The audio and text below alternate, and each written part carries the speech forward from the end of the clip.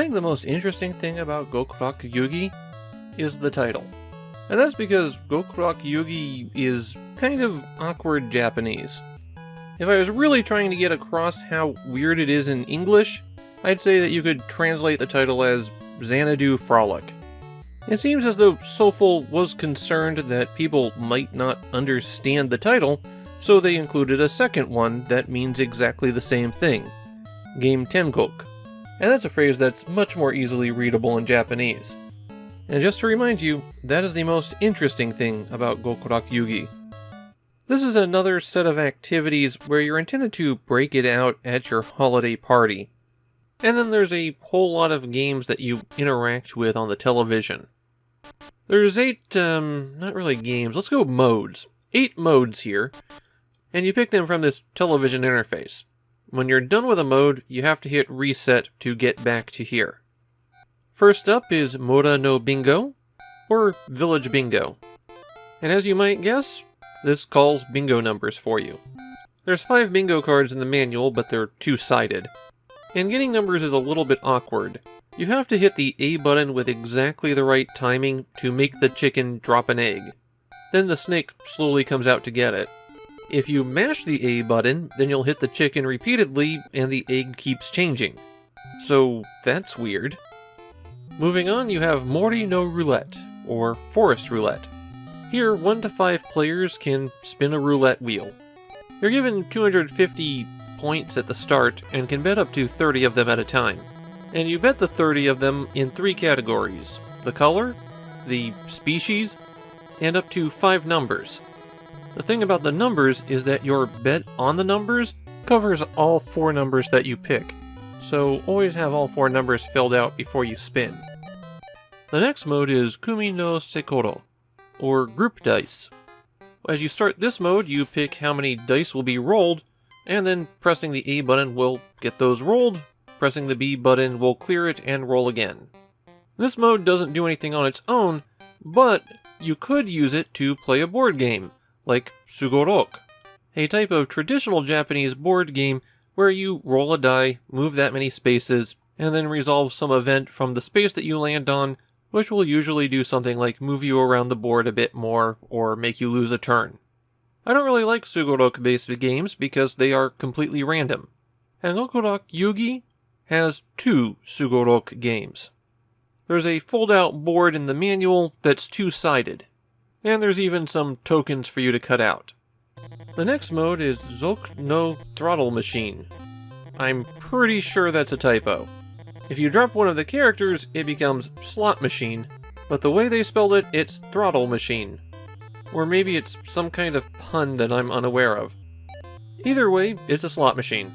You can bet up to 30 points again, but unlike most slot machines where putting in more credits increases the payout lines, here you have to bet on individual payout lines.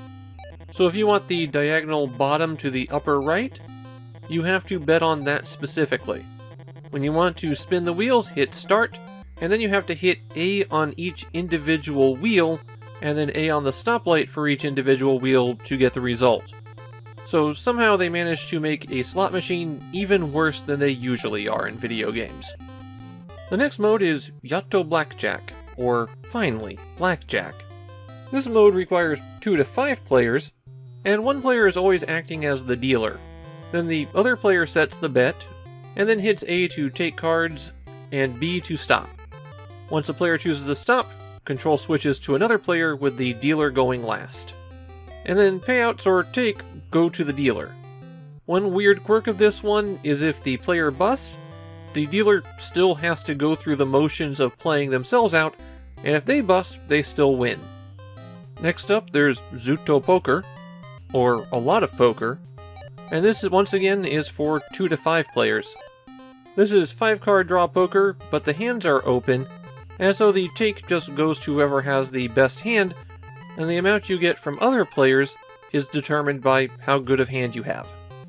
So it's not really poker, but they found something that kind of works, I guess, though it's really not fun to play. The next mode is Kito Noirose, or Severe Neurosis.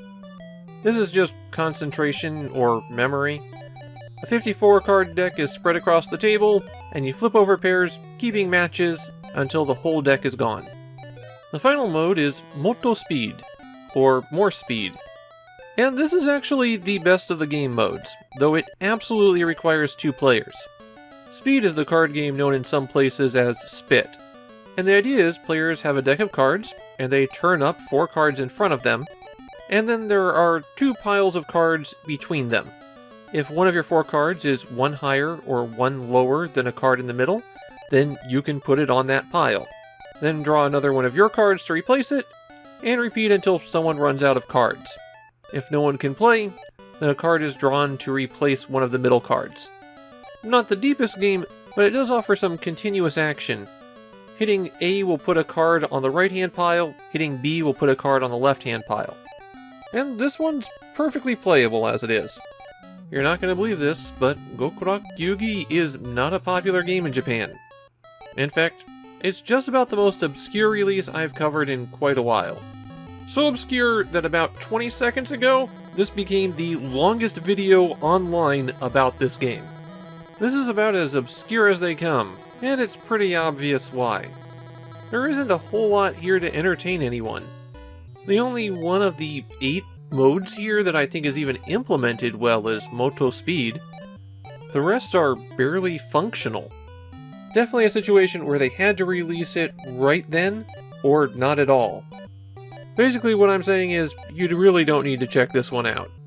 If you broke out this FDS game at a party, it would be a good way to get everyone to leave.